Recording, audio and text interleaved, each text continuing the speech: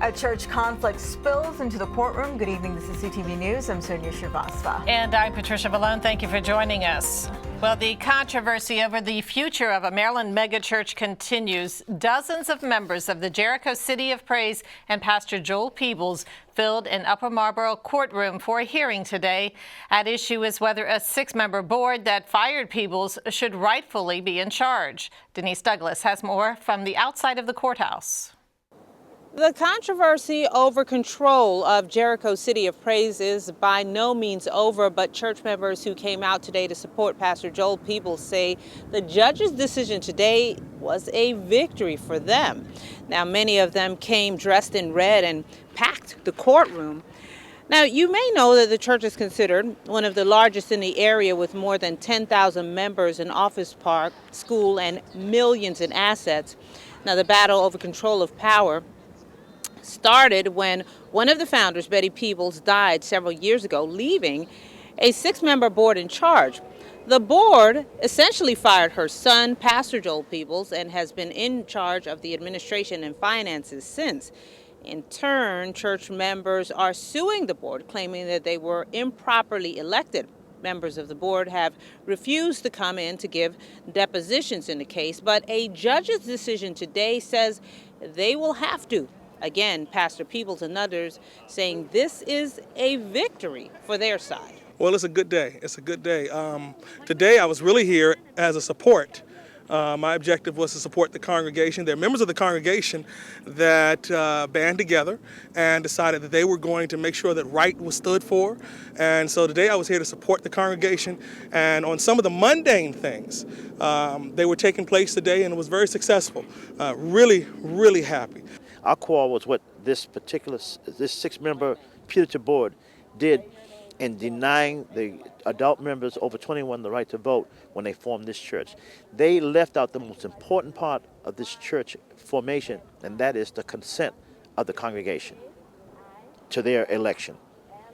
They elected themselves, so they're perpetually in power, and when you concentrate all that power in the hands of a few, and they don't have to answer to anyone, that's the specific thing that Maryland law sought to prevent. So we just want to enforce the law today. A civil trial for this case is scheduled for February. I'm Denise Douglas, CTV News. And Jericho was founded more than 40 years ago.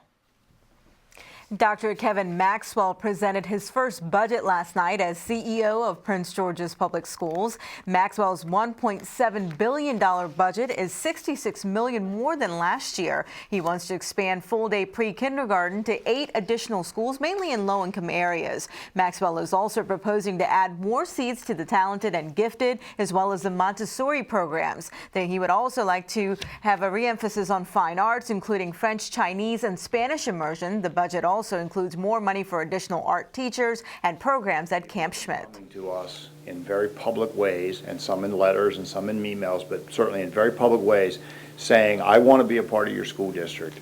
And in order to do that, I want my kids to be able to have the arts. I want my kids to be able to speak another language. I want my children to be engaged in this kind of work. And they want it to be rigorous, they want it to be appropriate, they want it to be, hands-on.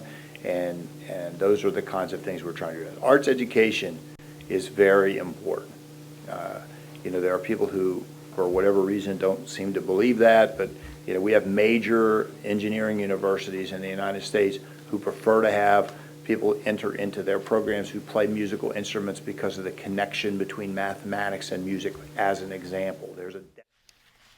Now, we did ask Dr. Maxwell about what his plans are to retain teachers in the county, and he says that there is money in the budget for professional development and compensation. He also wants to add more help in the classrooms by having more parent liaisons.